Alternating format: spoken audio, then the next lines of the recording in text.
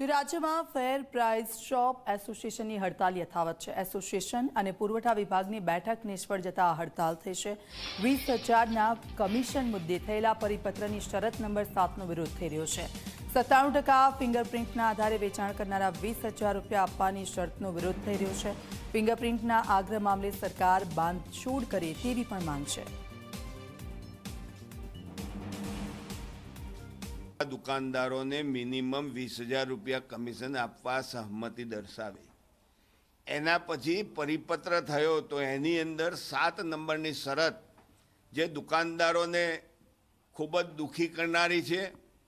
એની અંદર 97% વિતરણ થંબ ઇમ્પ્રેશનથી થવું જોઈએ એવી એક માગણી સરકારે કરેલી છે, તો જ એને 20,000 રૂપિયા મળે।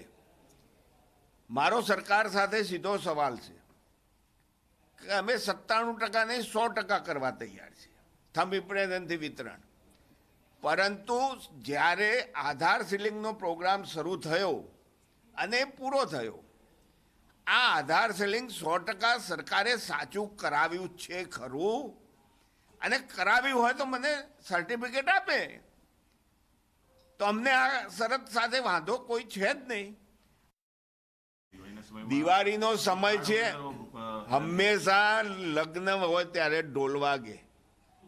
અમે છેલ્લા 8 મહિનાથી લખીને થાક્યા, રૂબરૂ રજૂઆતો કરીને થાક્યા, પણ જેમ એક કહેવત છે ગુજરાતીમાં કે ભેંસ આગળ ભાગવત વાંચવા જેવું તમને અનુભવ થયો, એટલે ન છૂટકે અમે સમયનો ઉપયોગ કરીએ છીએ।